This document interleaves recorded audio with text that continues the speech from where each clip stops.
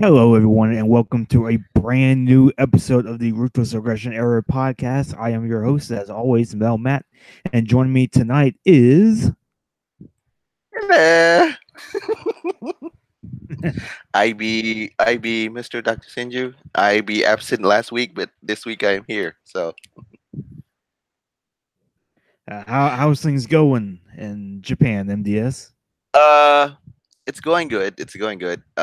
Scares and whatnot notwithstanding. But considering the fact that last 2 weeks we were done by with a scare of the earthquakes. So there's that. But overall we're good. We're good. We're good. How about you today, good sir? Yeah, I'm doing pretty well as well. We have been getting a lot of rain over here, so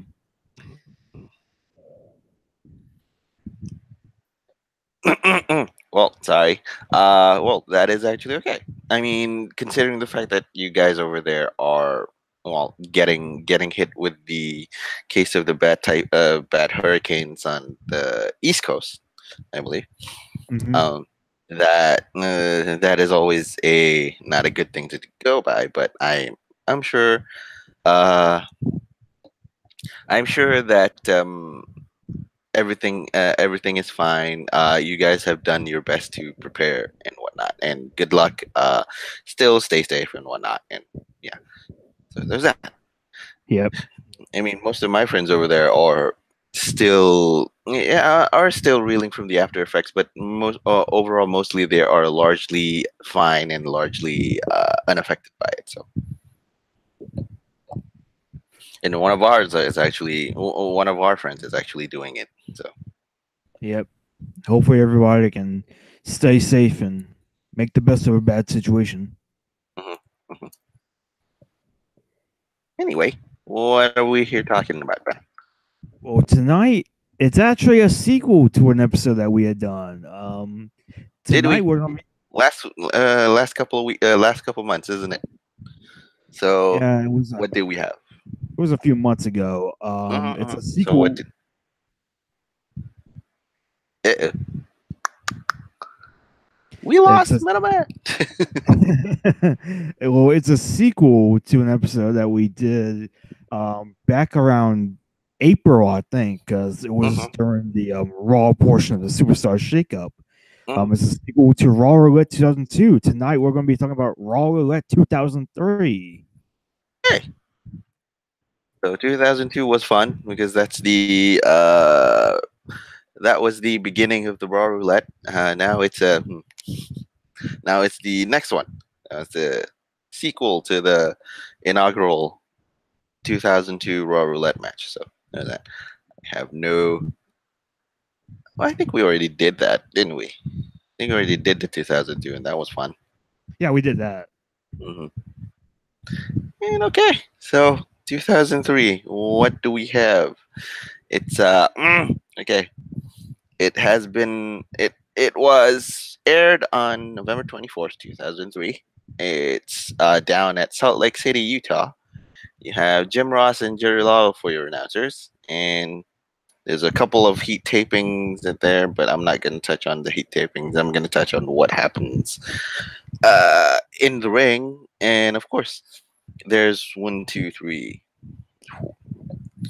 There's a lot. Yeah, there's a couple of matches on board, and most of them aren't really that memorable, unless for the fact if you count the whole first ever match between Lita and Molly Holly in a steel cage match. This is the first time the women wrestlers are actually being put in a steel cage.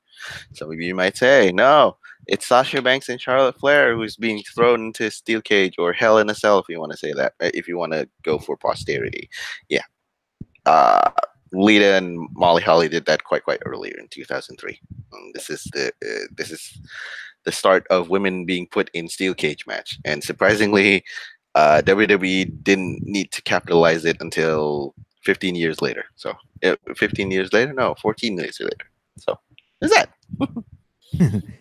Yeah, and Stephanie McMahon was written off of TV around this time, so she wasn't here to talk about evolution and a revolution and things like Oh that. yeah, okay, good. No need, no reason for me to take more shots when I hear historic again. So is that yeah, whenever MDS is sober and less drunk is always good. So Mm, I don't know about that.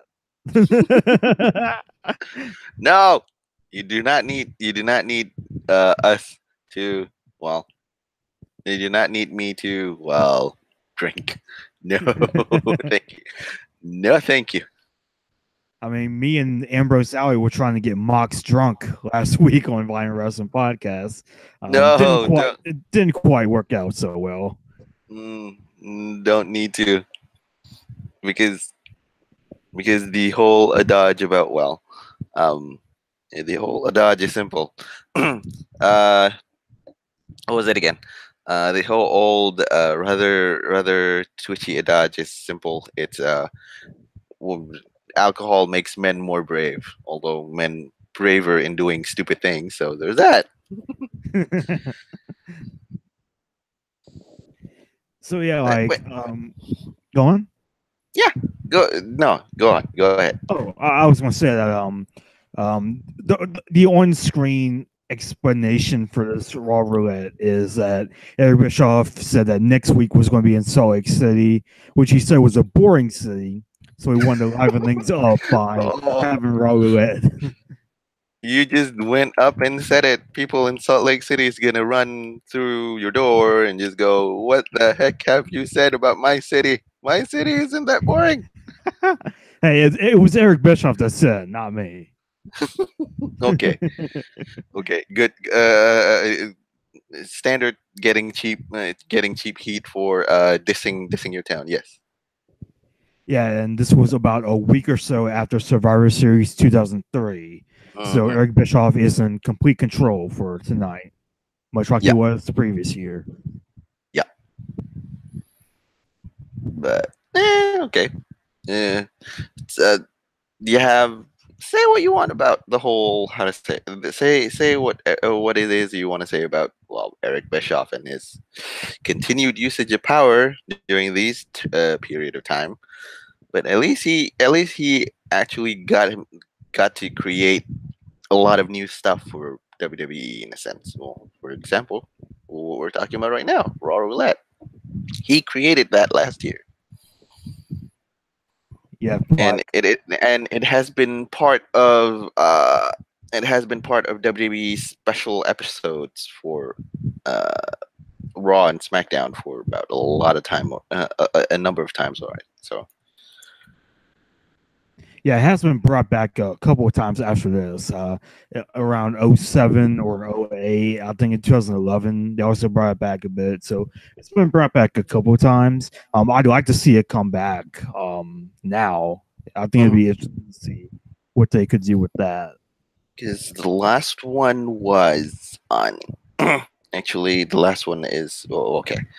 The last one was on January 2013. So that one was the Oh, last one.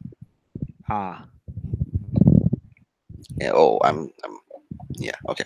That one was always the last one. So the Raw Roulette was on January 28th, 2013, and there's no more roulettes after that. So yeah, not really much having to say about it, but at least you can say that, yeah, between 2003 and 2012, Eric Bischoff has created something that has been a staple in special episodes for WWE Raw. This is just concentrating on WWE Raw's special episode. So in any case, but whether it's good or not good, yeah, it's growing pains. I think the best way to say about November 24th, 2003 is that, for the Raw Roulette, is that it's growing pains for the whole special episodes thing for them. So, yeah. which is pretty much, yeah, self-explanatory for that. You have your good shows last year, and then you have your pretty average special episode this year. In any case, So the show starts off with Eric Bischoff and a couple of showgirls in the ring with the Raw Roulette wheel. Uh-huh. and Shawn Michaels comes out and interrupts him, Mm. paying back Eric Bischoff for interrupting his own interview the previous week. And then Batista makes his way down, and he Uh-huh. says that his his chunks and his bowel movements are bigger than Shawn Michaels, which is a interesting line. Batista interrupts. He's not here to fight. He's here to compare Sean to his bowel movement. Oh, but wait! Eric has a plan though. They'll meet, of course, but at the pay per view. So yeah, if you guys need to know, the next pay per view after this special episode was what was it again? Now I forget. Armageddon. Yeah, Armageddon. So they're going to be put there where Batista is going to be ready to compare Shawn Michaels to his bowel movement. So Yeah, like WWE picked their time to try and go for an Emmy way too late. uh-uh. this is this is all their how to say sophomoric jokes that is slowly beginning to be lowered into the 6 foot grave. So there's that. Although it is going to be funny, why the hell did Batista say, "I'm going to compare you to my bowel movement"? Sure. It's writing at its best, people. Writing at its best. I mean, it's got to have like Vince and Batista in the room together. Go, Mm. how about this, pal?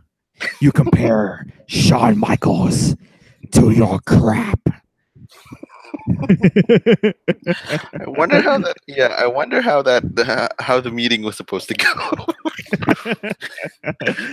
Hey, pal, you need to say something about your abs. And then he jumps on it. Oh, can I say something about my bowel movements then? Sure, why not? Oh, straight face spins. Sure, sure, why not? So, no way, but in any case, the wheel this time the wheel happens to be on Bischoff's choice, so nothing else goes. He spins. He books Batista versus Flair versus Batista and Flair versus Shawn and Jericho. So there's that, which is yay, pretty wonderful. And then you have Lita and Eric Bischoff and Molly Holly in the ring, of course. Molly Holly and Lita are in the ring. Eric Bischoff pops up in the big screen with the roulette wheel. Uh, at this point, it's a double entendre where Eric Bischoff says keeping Lita around to play with may be more fun than firing her. So he lets Molly Holly spin the roulette wheel, and then to determine the stipulations of their match, she spins, and the ticker lands on a steel cage match. Thank you, WWE creative team, for creating the first ever steel cage match between the women's wrestlers, between Lita versus Victoria. Hmm. Yeah, this was the first ever women's steel cage match in WWE history. Yeah. The funny bit is that if you realize that if you notice it, time constraints actually cut the spin that made the match. You just start spin, and then there's a jump cut. There's a jump cut somewhere there, and then it just stops. It just stops a moment later to the steel cage. But yeah,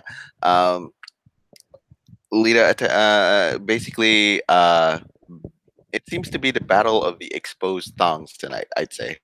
Yeah. Because there's a lot of that. There's a lot of that, and there's a lot of crawling involved, and then there's a lot of climbing involved. So yeah, and King makes sure to be all over that on commentary. yeah, which is again, it is what it is for its time. It is what it is for its time, and of course he had to comment on the thong, all that. But yeah, we'll quickly sidestep that on the note. It's just that given the both women's ability, both women's in-ring skills, whatnot, what have you, to see a steel cage match reduced to you crawling, two women tugging down the pants to show off the thong, and just climbing match on the steel cage, they could have done better. Yeah, I think so. And I do like this match for the most part. They're not given too much time, but I think they do make the best with what they have. Like Leah just up and throws Victoria to the cage as soon as the match starts. I mean, it all boiled down to about 4 minutes and 10 seconds, I think. I if think I'm so. just around 4 minutes and whatnot. Lita even hits a moonsault at one point, and Yeah. Lita is about to escape the cage. All of a sudden, brand new Raw superstar Matt Hardy comes in and slams the cage into Lita, and Victoria ends up winning the match. hmm Whoa, which is surprising. That was uh one of my comments was that that finish is so lame and so played. It's just no, just no. I mean, I kind of tend to okay. At least it aborted the whole uh average match of two women in a steel cage match when could have would have been better. So I mean, who really wants to see Lita and Matt feuding? Oh, judging from the context that we now know about the whole both people's situation. So Matt Hardy tried to harass Lita, but Christian ran down to make the save. So yay, there's that. Yeah, like there's a bit of an intersecting storyline going on Uh-huh, here. uh-huh, Like both Jericho and Christian are trying to go after Lita and Trish. uh-huh, And the previous week, Matt Hardy ended up coming to Raw from SmackDown. On uh-huh. screen, they said Matt Hardy's contract just kind of expired on SmackDown. I think the Yep. real reason why Matt Hardy went to Raw was so he could be on the same show as Lita. Uh-huh. And so Matt Hardy does go to Raw, but he ends up abandoning Lita during their mixed tag match. Uh-huh. And then Matt Hardy on screen ends up breaking up with Lita. So Matt Yep. Hardy is pretty much officially a heel now. Uh-huh. That's true. But and it's a good try. It's a decent try to how to say try and put women's wrestling at its forefront. This is the growing pains. This is the example of growing pains that I am saying it is. You're trying to. I think at this point they are trying to elevate the women's a little bit, but nah, it didn't work. This is the very painful growing pains. So there is that. Yeah. Is that anyway? Moving on, we have a legend killer match. Of course, of course.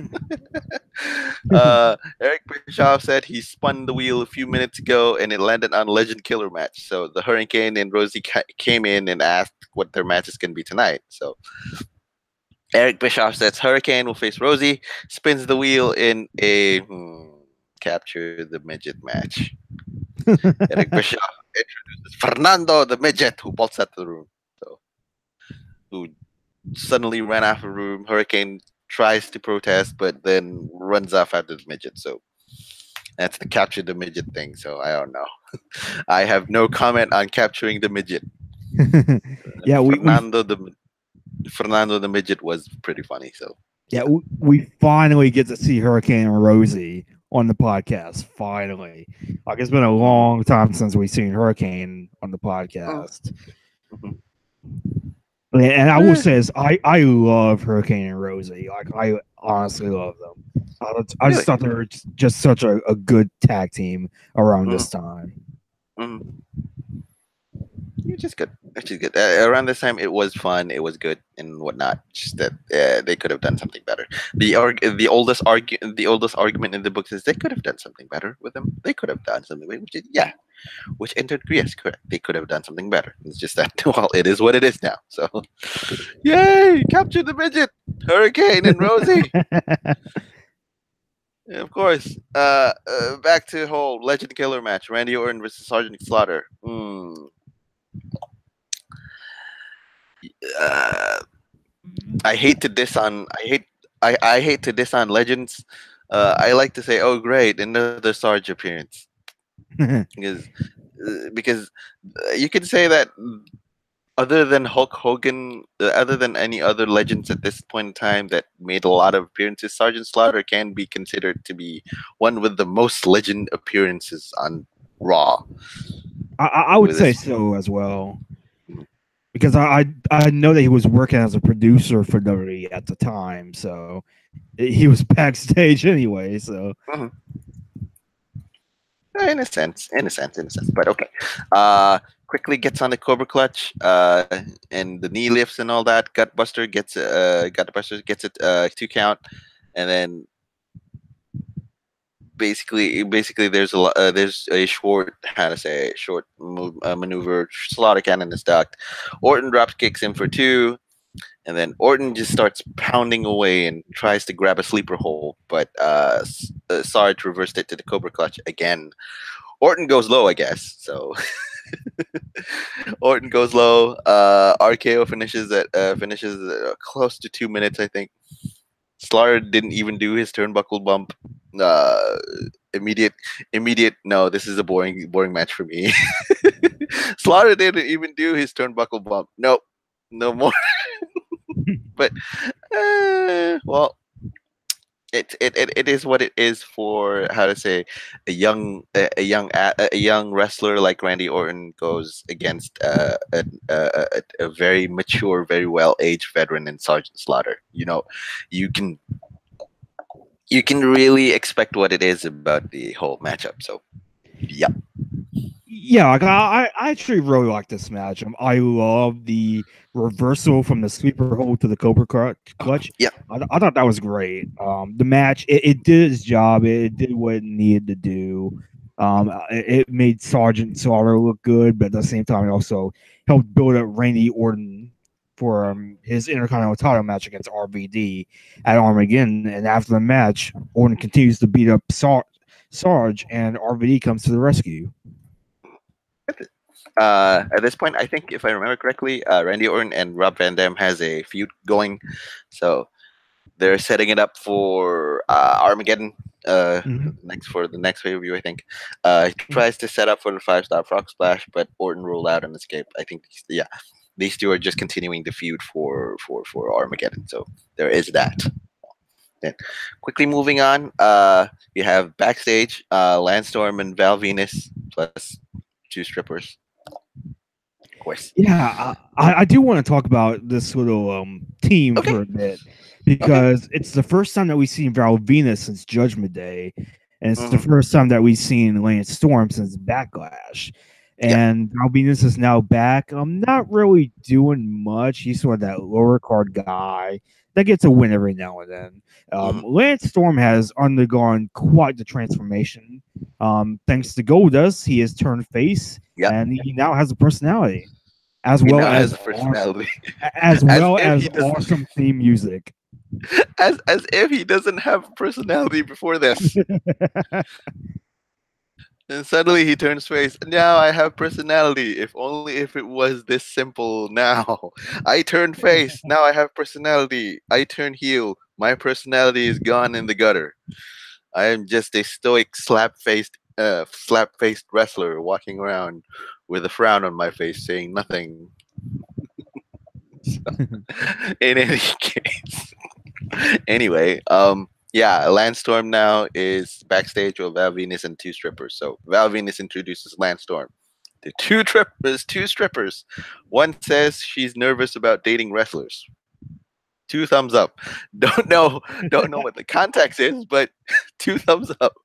The context. well, well, I think Go ahead. the idea. Well, I think the idea is that Val Venus says that we're in Salt Lake City, Utah, and the women here are a bit more conservative than we're used to. Hmm. Yeah. And one of them says like we hope that you're not too crazy. And Langston was all like, no, it's the first thing from crazy. The next thing we see is Fernando, the little person, Hola! headbutting Fernando Rosie the in the midget. nuts, headbutting Fernando the Rosie in the nuts, and Hurricane chasing him with a net. Fernando the midget. Why, oh why, Fernando the midget? I have no freaking idea. Oh goodness gracious, Lord Almighty! This is going to be a running gag for Raw Roulette, where Hurricane and Rosie comes in chasing Fernando the midget. It's going to take them a couple of tries to catch it. You have the net now. You have the net. We'll see what happens next. Of course. Next up, we have an interview with the coach and Ric Flair, where, well, of course, where Ric Flair is talking about evolution and whatnot, and hyping up Triple H by saying that he will take back the World Heavyweight title tonight. Uh, Pretty much it. It's pretty much old school interview, old school cutting promos, and Ric Flair is good at doing that. He puts the focus on what's going to happen this week, and he's also hyping up his liege, which is Triple H. So there's that. Good. Decent and good promo. So decent and good promo cutting. So there's that. And then again, we jump back to backstage with Eric Bischoff and Matt Hardy. Matt Hardy says he doesn't want to talk about Lita because he has officially closed that chapter of his life. Yeah. Eric Bischoff points out that he's using a copy of Steve Austin's book as a coaster for this matter to counter the whole thing. So, uh, because he has officially closed the chapter of his life, and I think I think Bischoff sees this as a kind of like a gag or a punchline or whatever, whatnot. Points out, I am using Steve Austin's book as my coaster. So, Oh God, I just realized that. I just realized that pun. Oh my God. How did I not catch that? you should. It is one of those striking moments where, yeah, I closed the chapter of my life with Lita. Yeah, I think he's proving a point that no, you don't in wrestling terms, you don't close the chapter. You never close a chapter because you know they're gonna come up against Steve Austin, for example, with Eric Bischoff. So there's that. Matt Hardy spins the roulette wheel, lands on, well, strange bedfellows. Mm, mm. I don't know, strange bedfellows, but apparently, I think the setup was, well. The setup is, well. Uh, you have a tag partner at random facing off another tag team at random as well. So therefore, you have Matt Hardy and Christian versus Barbara Dudley and Mark Jindrak. Don't know, Yeah, but like all. Go yeah, ahead. like oh, I was just going to say that the idea of the match is like putting tag teams that might be at odds. So Christian and Matt Hardy, we saw earlier, kind of going at it, and Yeah, Mark, because he's not exactly pleased that Christian was his tag partner. yeah, and Mark Jindrak and Garrison Cade are sort of on the. They're sort of trying to get in the tag title hunt.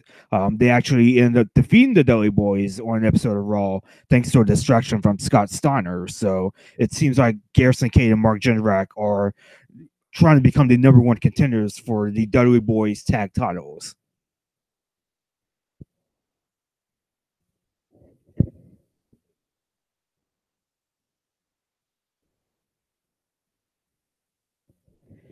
And this is a pretty solid match. I thought it was a pretty good widow tag match. The finish of the match comes where Matt Hardy ends up abandoning Christian, and Garrison Cade gets a blind tag on Bubba Ray Dudley after a Bubba bomb, and Garrison Cade gets the win for him and Bubba Ray Dudley. And there's a bit of a confrontation after the match between Cade and Bubba Ray. So it sort of continues to build the tension between the team of the Dudley Boys and Mark Jindrak and Garrison Cade.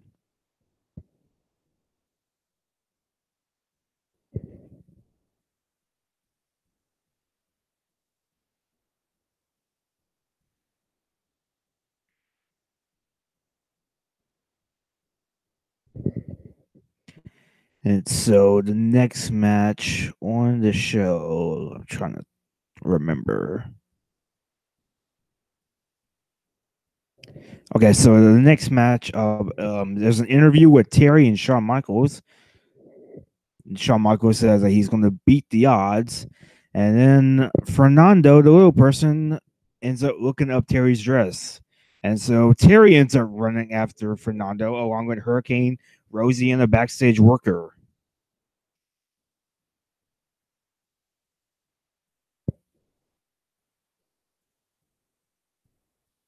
And so next up, it's a world title match. It's Triple H versus Goldberg for the World Heavyweight Championship.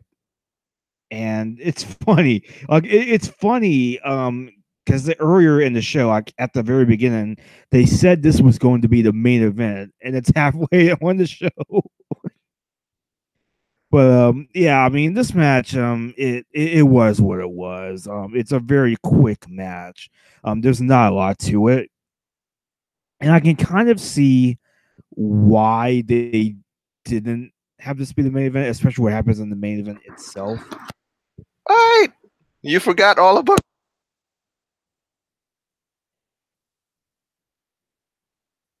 Fernando. Always makes an appearance Yeah, somehow. I was just talking about that. Yeah.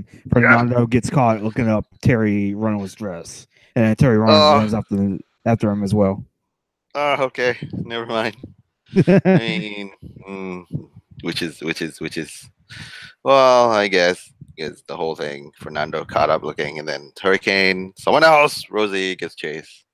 Terry also runs after Fernando. Yeah, my you looked under my dress. I am now offended. I'm going to chase after you now. Good point. Good point. Good point enough. I mean, and then of course, yeah, you were saying about the world title match between Triple H versus Ric Flair and Bill Goldberg. Bill Goldberg, that's his new name now.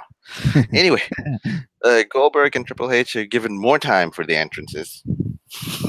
Then, if you notice, they get the longest duration of entrance themes and entrance time and whatnot than the rest of the talent, which is odd. And then, of course, Goldberg wins by disqualification when Randy Orton came in and interfered. Triple H pedigrees Goldberg, goes for the pin. Kane comes into the ring. Triple H knocked Kane off the apron, turned around, got speared by Goldberg. Yay. And then Kane enters the ring, gave Goldberg the big boot, and to the face, and kicks, punches away at him, and giving Goldberg a choke slam in the middle of the ring to finish it off, which is, well, wonderful. Hilarious. Yeah, I mean, this match it was what it was. It was perfectly fine. It wasn't as good as their Survivor Series match. It was at least better than Unforgiven. Hmm. Kane being in the world title scene, this just comes right out of nowhere because the previous week, he chokeslammed Goldberg to end the show, and now he does it again. And there's no real storyline for this, other than the fact that Kane just wants the world title, which I don't know if I should applaud that or just be kind of like, eh. Yo, don't know. It's a complete mystery. I think. Yeah. I mean, I think it's more because they wanted to set up Kane as a triple threat for a triple threat Mhm. match. This is how they're going to insert Kane into it. Uh, Again, like I said, this is growing pains. Just the pain is slightly more or less unbearable rather than being bearable. So in a way, but in any case, we got what do I got? I got nothing. Anyway, backstage, we move on to backstage where Eric Bischoff and Triple H meets up with Kane.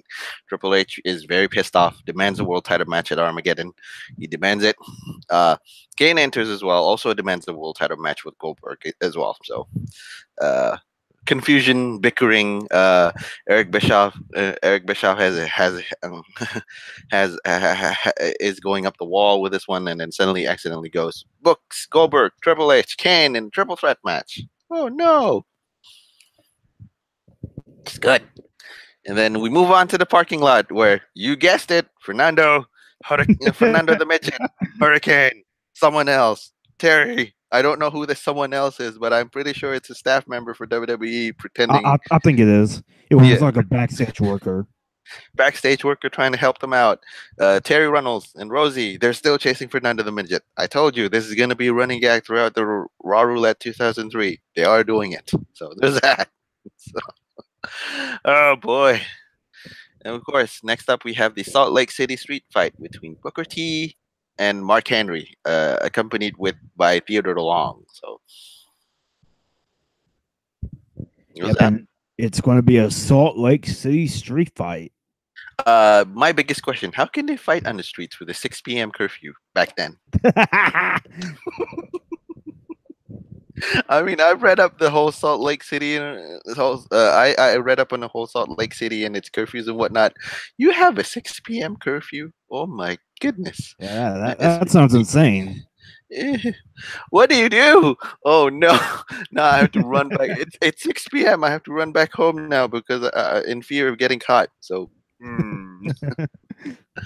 But in any case, I think the match goes on. Booker hides behind the video wall, ambushes Henry, and then they head into the ring, of course. And then Booker T chokes him out with a 2x4. Henry bends the frying pan and then doesn't even really use it. I mean, Yeah, I think it's an act of intimidation. I'm bending this frying pan, and then does nothing with it. Just I just mean, just try to psych Booker T up, I guess. yeah, I mean, he is the world's strongest man. Mhm. And then Booker T comes back with a fire extinguisher. Did not does little with it before he moves on with the axe kick that gets a 2 count. Yeah, a can gets set up at the corner by Booker, and the fickle hand of irony interjects itself as Booker goes into it, gets pinned at the 3rd minute. he sets it up. He sets it up only to be only for it to be used by Booker T on his own. So, yay. I 50-50. really enjoyed this match. Yeah. I really enjoyed this match. It was a fun hardcore brawl. I loved Booker T just up and running up to the stage, Uh-huh. the ambush Mark Henry, and I really enjoyed this match. I'm always a fan of these hardcore matches, especially on these Raw Roulette shows. So I really enjoyed. I really like this match a lot. Course. I mean, it showcases the chaos and the disorder of how to say a street fight match. You put any kind of city you want with a street fight match. You can put Salt Lake City street fight. You can put Miami street fight. You can put Kyoto street fight. You can put New Zealand street fight. It is still a street fight. It still showcases the utter chaos of fighting with weapons in a sense, if you want to go through that. So it's a fun match. It's a fun, serviceable match. With the crowd cheered, which is wonderful, mm, which is great. So they're entertained, and that's double great too. So thumbs up. Move on to backstage where Eric Bischoff meets up with Trish Stratus. Of course, Eric Bischoff spins the wheel for Trish Stratus, and it lands on bra and panties match.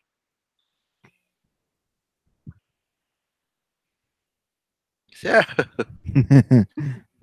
We're still here. And then again, we got backstage where after the whole reveal, Trish Stratus meets up with Chris Jericho. Jericho offers to ask Bischoff to cancel the stipulation. Of course, Trish says it will be okay. And she even requested that Chris be a man while teaming with Shawn Michaels tonight. So Yeah, she wonderful. requested him to do the right thing tonight. And this Do is the right thing. yeah, this is really the start of a slow face turn for Jericho that Mhm. culminates in a match between Jericho and Christian at WrestleMania. Yes, that's true. At WrestleMania. And then, of course, we return to the arena with Jim Ross and Jerry Lawler. And who do we find? Fernando the Midget again. Fernando runs through the arena being chased by Hurricane, Terry, and Rosie this time. The random guy, backstage guy, didn't come out. I don't know why. Probably because he has work to do backstage, so he can't really do anything else. I've already done my due diligence, guys. I've already followed you around. I still have work to do backstage. And Yeah, then, like go. how do you explain that? Like how you explain the events? Like you were supposed to be doing something. You were supposed to be setting up like the Raw interview area or Mhm. something like that. And says, "I'm sorry, Vince. I was busy chasing the little person." I mean, I don't know. You just be honest with the guy. What did you do, pal? I'm sorry, Mr. McMahon. I just spent half an hour chasing a midget around backstage. You're fired. The little person, you can stay, but you're fired. Yeah, I don't know. Even the midget doesn't really need. Even the midget doesn't really need to be receiving on the receiving end of a firing. But surprises are surprises. The midget runs around the arena and then suddenly lands in Jim Ross's lap. You know what happens? Lilian Garcia announces the winner of Capture the Midget match is Jim Ross. I love this. This is great. The commentary was great for this one, so I'll I'll I'll I'll, I'll, I'll do that. But should I be subjected to the whole running gag of chase the midget for about, I don't know, 30 minutes, almost 30 to 45 minutes of cuts? Probably not. But at least my sides are splitting, so there's that. Yeah, like this whole thing, like it entertained me. Like I thought this was a lot of fun. Mhm. And well, I'd say it is what it is. It did make me laugh, even though it is hilariously ridiculous for that point in time. But yeah, well, it did what it had to do. So there's that. Yeah. Anyway, with neither Rosie or Hurricane winning the whole capture the midget, we move on to the handicap Singapore cane match with Rob Van Dam versus Scott Steiner and Test with Stacy Keebler, where Bischoff spins the roulette twice, landing on handicap and Singapore cane match. Can't really recall why Eric Bischoff had to spin it twice for this guy. It's a Well, handicap. I think it's because it's a handicap match. I think. yeah, I think so. And like RVD was on Stone Cold's team at Survivor Series. And Bischoff Mhm. said on the previous Raw that, anybody who, was on Team Stone Cold or didn't support me, it's going to be the beginning of the end for you. And so Yep. like the previous week, Bischoff had banned the 5-star frog splash from a match that RVD was in. So it's really Bischoff just trying to get back at him. Yep. And this one is also this is also one of the period points in time where Steiner and Test are teaming up together and kind of abusing Stacy Keebler in a way, where she's basically the gopher or the just the gopher or just the willing servant of these the unwilling servant of these two men. So there's that as well. There's the context for you guys. Handicap Singapore cane match. Rob Rob Van Dam attacks Scott in apron, hits Tess with a dive, but of course, it's going to be a 2-on-1 numbers with Steiner, with canes involved, with Singapore canes involved. I don't know why they call it Singapore canes when, in my eyes, they're kendo sticks from Japan. So they're still calling it a Singapore cane match. Okay, never mind. Did it came from Singapore? We'll, we'll I think think about so. that. Maybe. Maybe. And because it clearly looks to me like those kendo sticks that that Japanese kids use in practice of kendo. So there's that. Of course, the how am I supposed to say this? uh, it's your whole standard 2-on-1 where the plucky babyface who's massively handicapped by two large muscular men uh, tries to fight it off, but isn't able to do so because he's outnumbered and outgunned in a way. But the whole but there's a whole shenanigans where Tess hits Steiner by mistake. Steiner hits Tess by mistake. Both men are pissed off, a little bit pissed off, and it all culminates to the point where uh, Tess, who's very very flummoxed after getting kicked a couple of times by Rob Van Dam, he hits Steiner by mistake and gets backdropped out. I don't know how you backdropped out from the ring, leaving Rob Van Dam to frog splash Steiner. Uh, sadly, Test breaks it up with the cane to the head and gets the pin. We all thought that that would be the moment where Rob Van Dam snatched a victory out of the jaws of defeat. No, this is just flat out defeat for Rob Van Dam. So, Yeah, and honestly, that got me. Like, I genuinely thought RVD was going to win. mhm, So it got me. Destin Steiner ended up winning, and mhm. it does advance the storyline of RVD versus Randy Orton a little bit as well, since Randy Orton was involved with the spinning as well of the wheel as well. Yep, which is which is understandable, but yeah, it's serviceable, and it is your standard handicap match with the addition of a Singapore King. So there's that. There's that. So, and then we move on to backstage, where Chris Jericho still doth protest me too much. Chris Jericho, in a sense, where he says that the four-time women's champion should that a four-time should not be in a bra and panties match. So it shouldn't be. He's still protesting about Trish's treatment, and well, Bischoff said that is about it's not about that. It's about Chris Jericho falling for Trish Stratus, and Yeah. and Jericho denies falling for it and vows to do the right thing. So yeah, like you said, this is a slow burn towards a face turn for Chris Jericho in a way, and starting a culmination of Chris Jericho going to jump in an on-screen relationship with Trish Stratus in a way. So yeah, innocent, but yeah. And then we move on to your bra and panties match. So with Trish Stratus versus Miss Jackie with Rico. Rico gets his pants pulled off, and he's a thong. That's really the only thing I took away from it. The thing I took away because Jim Ross teased that it might be Rico competing instead of Jim Ross. I believe that for a minute because the whole thing of Rico tries to interfere, Trish Stratus ripped his pants out revealing mantees or thong. And they were bright pink too, by the way. They were bright pink. So I almost believe that it's going to be Rico versus Trish Stratus.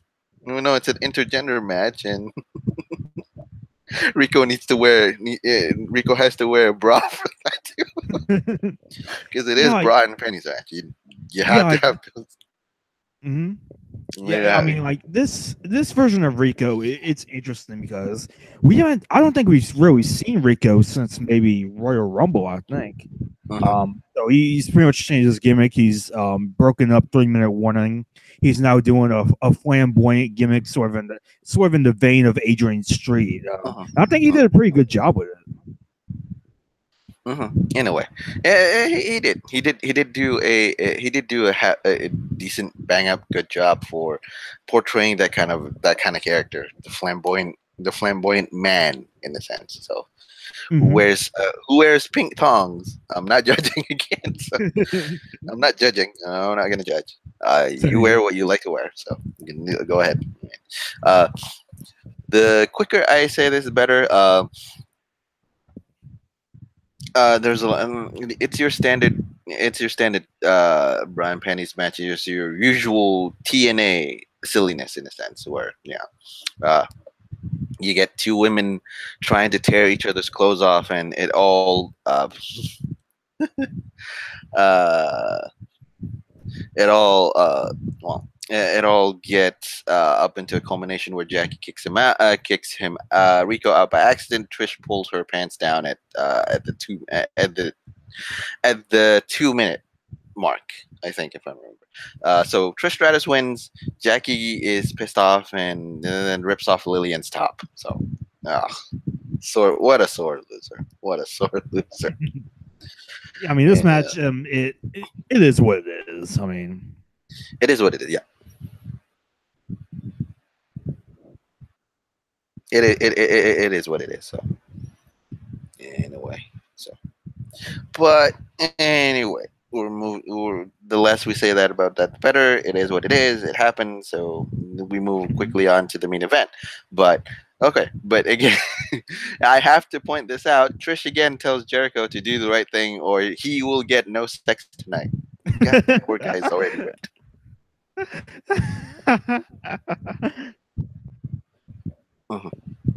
I just love how blunt you put that. It's just too blunt. I mean, what else is there? You shall not get laid tonight if you don't do the right thing. God damn it! Chris Jericho at this point is really, really whipped. I have to do the right thing, or else won't get laid. I have to. At least I'm doing the good thing and getting laid in the process. So why not? Two thumbs up for that! Yay! In any case, moving quickly right along with that one, we have the main event between Michaels, Jericho versus Batista and Flair. Yeah, like one thing I noticed about this match is that there was so much fog from HBK and Jericho's entrance. It almost looked like the entire audience was just smoking pot during this match. Yeah, in a way. I didn't really realize it. I came to the wrestling show for wrestling, but oh, now I have pot. I have weed. Yay! It's a. It is what it is. It's not offensive at all. It's just this is the era of smokes, pyrotechnics, and sometimes you get goofs like that where too much pyro leads to too much smoke. So can't can't really blame the whole system for that. It happened. So there's that. Now, of course, again, back to the point. Michaels Jericho versus Batista and Flair. It was. I think it's a good match. Yeah, That it quickly was a good turned. main event. It was a good main event that I think kind of got sloppy at the end. Kind of gotten A sloppy at the little end. bit. Because Flair's nose gets busted open. Yeah. Like I don't know if he got a broken nose here or if he just got busted up, but yeah, Mhm. it looked nasty. Mhm. I think it's where Jericho is trying to make what I think is a hot tag to Shawn, but Flair whiplashes himself on the top rope while running them. So I Yeah. think that's and starts bleeding from the nose, which wow. I mean, at his age at that point, and he got whiplashed on the top rope. Oof, oh boy. Yeah. And he starts bleeding like a stuck pig, and it's not because of cuts and whatnot. It's just him getting injured. Wow. I mean, sh- back in the ring, Sean carries on with a bleeding Flair, but Flair pokes him in the eye, and Batista charges, hands on the floor. Sean was blinded by the thumb of doom. In a way, hits Jericho by mistake and sets up the super kick, but Jericho a super kick Sean, who lands on Flair and gets the pin. That That was a little bit sloppy. I think they wanted to cover up the fact that yeah, Rick is injured. We need to finish this fast. We need to think of yeah, we need to think I of a think so. sequence, and it got I think sloppy. so, but that finish was just perfect. Like Sean just happening to land on Ric Flair in a pinning predicament. In a way, yeah, it got super kicked. Oh, there's Ric Flair. I'm gonna pin him. In a way. So, like I said, it's a good match. It's a good main event that got sloppy. So there's that. They got a little bit sloppy at the end. I think it's just because they wanted to cover up that Rick is injured. We really need to close this one up really fast. So I think that's it. Uh, and then, of course, the post match, Jericho bails off early, apparently to get laid, leaving Sean to get wiped out by Evolution. So he did the right thing. I mean, I did the good thing. I let Shawn Michaels. I let my team win. Now I get laid. I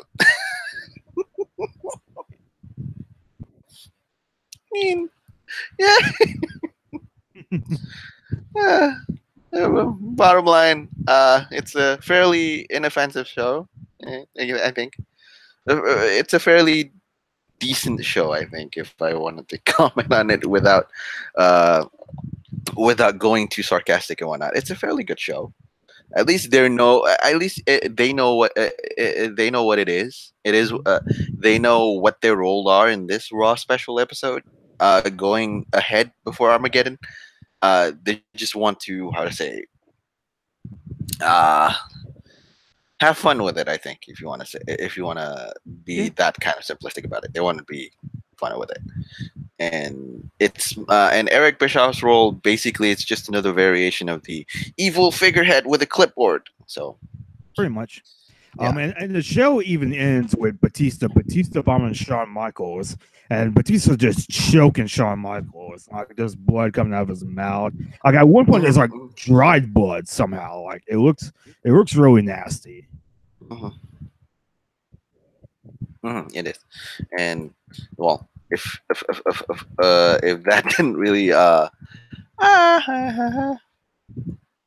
even if that was a little bit convoluted in a sense, when you left with one uh, one guy who's bleeding, then you have another guy who's bleeding. I don't know whether it's helpful for the whole storyline going forward, but I'm not going to pull my hair out for that one because you can actually check it out for yourself. Mhm. And again, yeah, Shawn Michaels is still in a storyline feud with Evolution in a sense, so there's that as well. Yeah. So And any, overall, I thought this was a pretty good show. I think as far as an overall show goes, I think this was better than Raw uh, Roulette 2002. I don't think there was any match on here that was better than that TLC main event. But uh, other than that, I did enjoy this show. I had a lot of fun watching this show. uh, uh. I mean, there's nothing much. I'd say if you are a wrestling purist, I'd say this. There's not much wrestling on Raw Roulette 2003. You won't find it. You won't find it here. There's more. There's more of the comedic wrestling tropes prevalent around the match. There are some bits and pieces of wrestling, but that's not too much to sate your appetite in a sense. This is pure wrestling comedy in all of its form. Uh, it's not good wrestling comedy. It's not excellent wrestling comedy. It's just your on par wrestling comedy matches on one special episode of Raw. So there is Mm-hmm. that.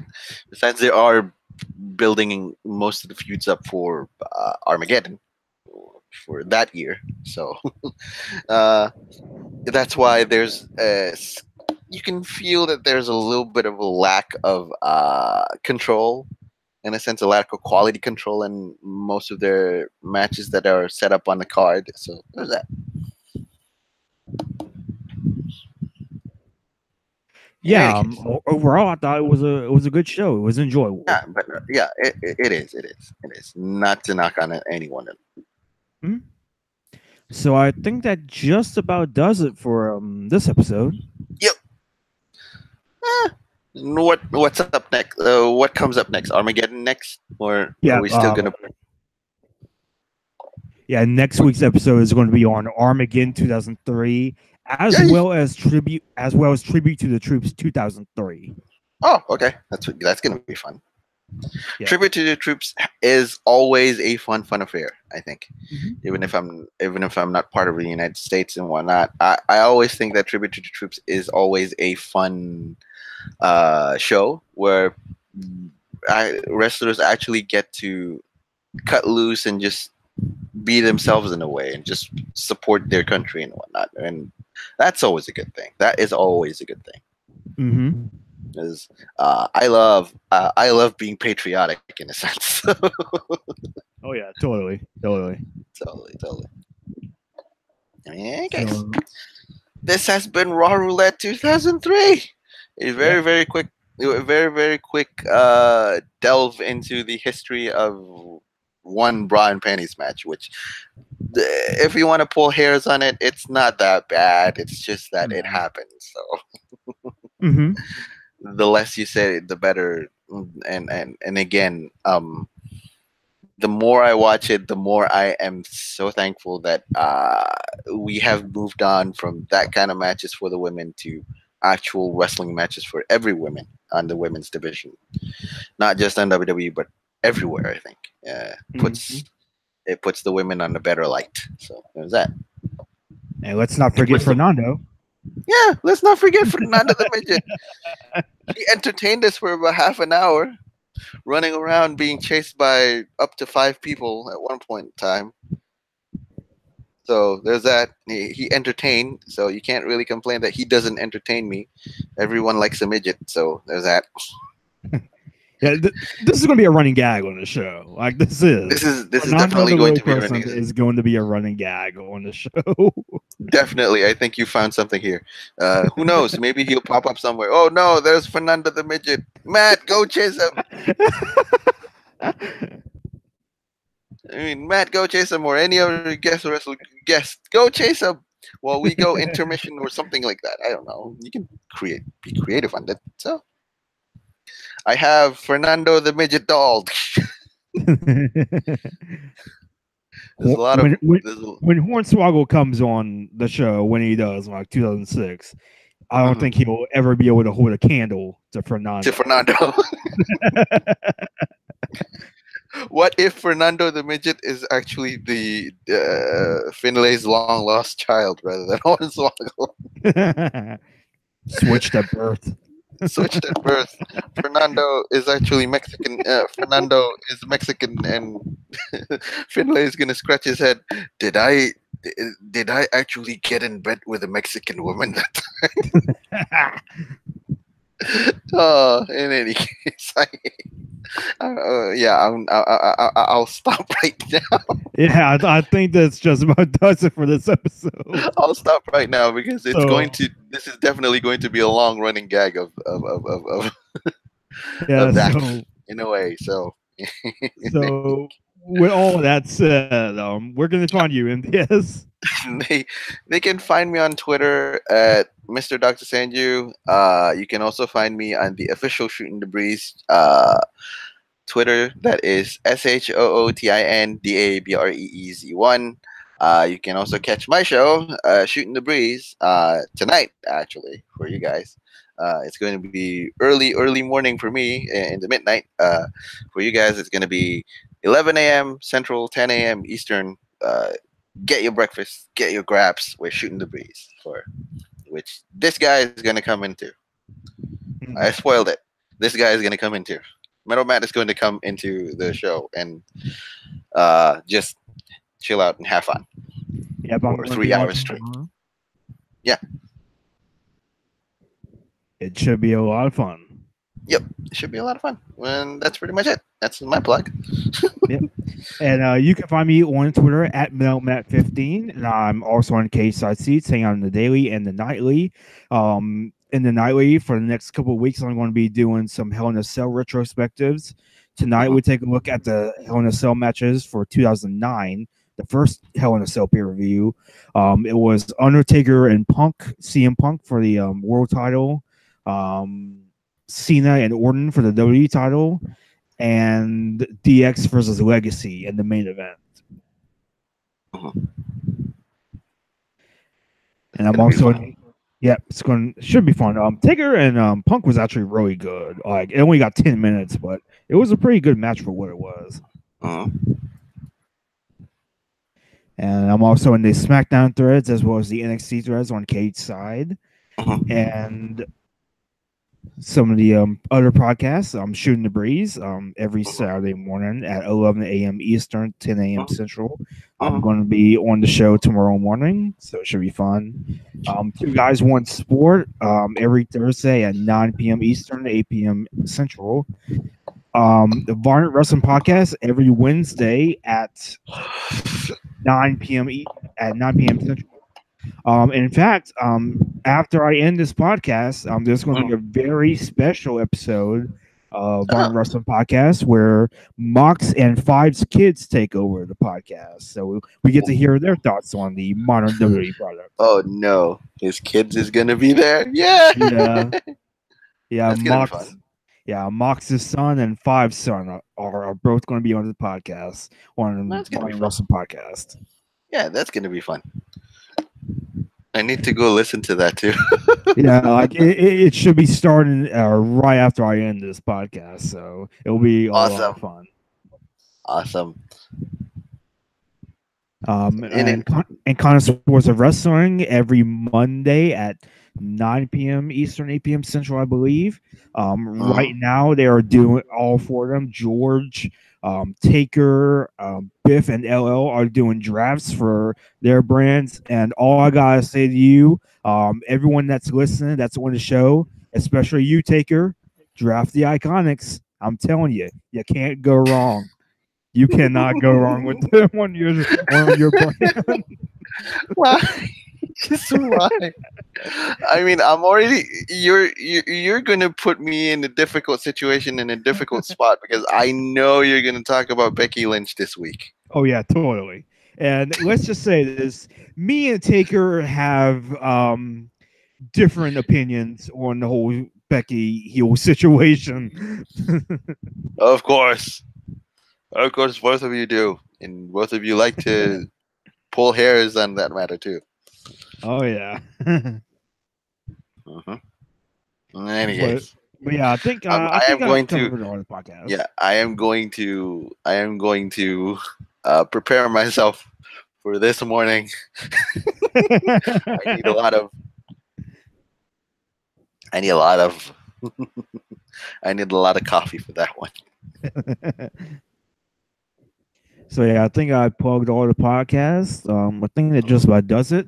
Next Mhm, Friday, at 8 p.m. Eastern, 7 p.m. Central, brand new episode of the Ruthless Aggression Era podcast.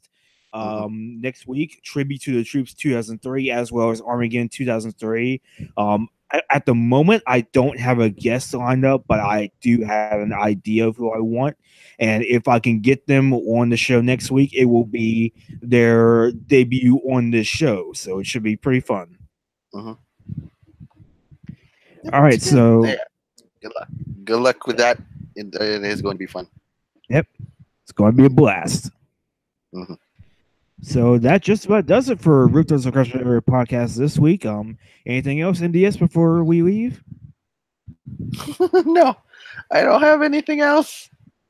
I just need coffee. And I need to prepare for the morning later on. You guys get your breakfast. I need coffee. Well, thanks for being on the show this week, MDS. You're welcome. It's good. It's always fun to actually jump on after I actually took it. I actually took a week off. I took this week off actually for from podcasting because yeah, we had engagements that we can't really run away from. So there's that. Yeah. So thank you everyone for listening, and I will see you all next time. See ya. Bye.